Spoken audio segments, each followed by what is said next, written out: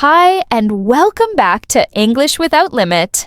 I'm Julia, and in today's episode, we're diving into a challenge every English learner faces sooner or later: memorizing new words. Now, we all know vocabulary is one of the most important parts of learning a language. Without words, you can't express ideas, describe your feelings, or understand what others are saying. But here's the good news. Learning new words doesn't have to be boring. It doesn't have to feel like a chore. In fact, it can be smart, simple, and even fun. If you use the right techniques, today, I'll guide you through smart strategies and easy everyday examples to help you remember new words more effectively. And by the end, we'll practice together using real-life vocabulary. Let's start with the biggest mistake most learners make: trying to memorize too many words at once. Maybe you've grabbed a long list of vocabulary and said, "I'll learn all of this today." But your brain doesn't work that way. Instead of quantity, focus on quality. Pick just a few new words every day, maybe 5, and learn them deeply. Use them in your thoughts, in conversation, and even in writing. For example, let's say you learn the word observe. Don't just look it up and move on. Think about your day. What did you observe? Maybe you observed a child playing at the park. Maybe you observed how quiet the street was this morning. Say those sentences out loud. Write them down. That personal connection helps the word stick. Let's try a quick practice. Today's word is enthusiastic. It means feeling excited or interested in something. Now close your eyes. Think of a time you felt enthusiastic. Maybe it was when your favorite show came on. You could say, "I was enthusiastic about the new episode." Or maybe a friend invited you out. "I felt enthusiastic when my friend invited me for lunch." Notice how we're not just memorizing, we're connecting, and that makes all the difference. Here's another powerful trick. Use words in context. The word context means the situation or sentence where the word is used. Learning words in isolation is like remembering one puzzle piece without the full picture. But a word in a full sentence or story, that gives your brain the whole image. Let's try it. Take the word curious. Instead of saying curious means wanting to know, say, "I was curious about how the magician did the trick." See how that image helps the word stick? Next up, visualization. This means creating a mental image to help you remember. Let's try the word tower. Close your eyes and picture a tall building, maybe the Eiffel Tower, or an apartment building near you. Now say, "I saw a tower that touched the sky." The stronger your mental image, the stronger your memory. It works with actions too. For the word jumping, imagine someone jumping in slow motion. See the movement, feel the word. Another technique that works like magic: storytelling. You don't need to be a writer. Even a short, simple story helps. Let's take 3 words: lazy, couch, and popcorn. Now make a story.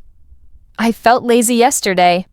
I stayed on the couch all day and watched movies while eating popcorn." Simple, right? Now those 3 words are connected and easier to remember. Here's a short practice story. It was Sunday morning. Sarah didn't want to go outside. She felt lazy and stayed inside. She sat on the couch, turned on the TV, and made some popcorn. It was her way to relax after a long week. Try retelling that story using your own name or details. It's powerful, and it works. Let's talk about grouping similar words. If you learn the word happy, try learning joyful, cheerful, excited, words with related meanings. This is called learning by association. Take the word angry, related words: mad, furious, irritated. Use them in real examples. I was mad when I missed the bus. She was irritated by the noise outside. By grouping, you create mental clusters that make memory easier. Time for another short story. Let's use rainy, umbrella, and wet. Picture it. It was a rainy afternoon. I didn't take my umbrella. I got completely wet walking home from work. Now try saying your own version. Remember, don't worry about being perfect. Just connect the words to your life. One of the smartest memory tricks? Repeat words often, especially in daily life. Don't just learn a word once. Review it tomorrow. Say it while brushing your teeth. Say it while making breakfast. Examples. This egg is soft. Today I feel energetic. Add English to your routine. Little by little, it becomes natural. Here's a secret. Emotions boost memory. If a word makes you feel something, your brain remembers it better. Let's try the word lonely. Think of a time you were alone. Say, I felt lonely because no one was around to talk to. Now try the word excited. Think of a moment, maybe before a trip. Say, I was excited before my vacation to the beach. Feel the word. Use your memories. That's how you keep vocabulary. Let's use opposites to double your vocabulary. Take the word noisy. The opposite, quiet. Try this. My street is noisy during the day, but quiet at night. Practice with more. Hot and cold. Fast and slow. Happy and sad. Make sentences.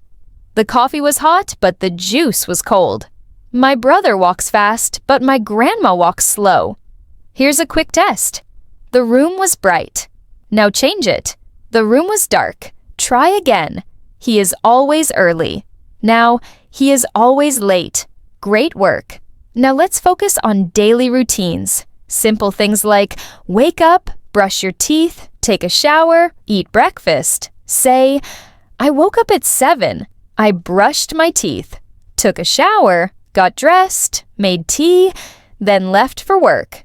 Now change it to match your real routine. Make it personal. That's what helps you remember. Another smart habit is listening. Hear words in songs, shows, or conversations. When you hear new words, repeat them. Here's a line. I couldn't sleep well last night because of the thunderstorm. Now say it with me. I couldn't sleep well last night because of the thunderstorm. Visualize it. Thunder, rain, lightning. Now you'll never forget thunderstorm. Let's talk about spaced repetition. This means reviewing words over time, not all at once. For example, day 1, learn the word delicious. Say, the cake was delicious. Next day, I had a delicious lunch. Day 3, the pasta I cooked last night was delicious. Repetition over days builds strong memory. Here's a routine. Day 1, 5 new words. Day 2, review 5, add 5 more. Day 3, review 10, add 5 more. After a week, you've learned 35 new words and used them in real sentences. Try keeping a word diary. Write down every new word you hear during the day. Look it up. Make a sentence. This keeps your vocabulary growing without pressure.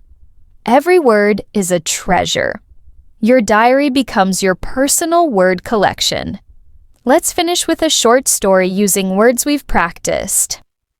On a cold, rainy morning, David felt lazy.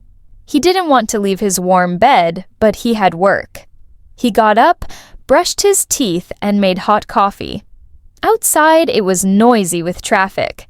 David grabbed his umbrella, but the wind flipped it inside out. He got wet on the way to the bus.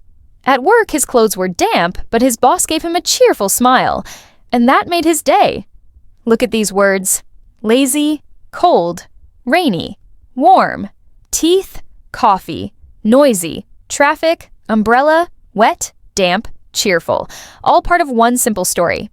Here's one last tip. Use your body. Act out the word. Say it while doing the motion. For run, run in place. Say, run, I'm running. For jump, jump and say, "Jump, I'm jumping." For cold, hug yourself and shiver. Say, "It's cold." These physical actions create memory.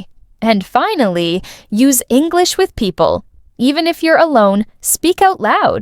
Imagine conversations like this. "Hi, how are you today?"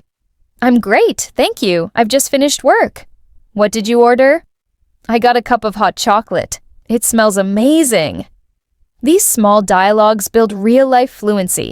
To wrap up, learn vocabulary in themes. Kitchen words: spoon, fork, knife, fridge. Say, "I put the spoon on the table." "She opened the fridge." Or try emotions: happy, angry, excited. Say, "I was happy when I passed the exam." "He looked nervous before the interview."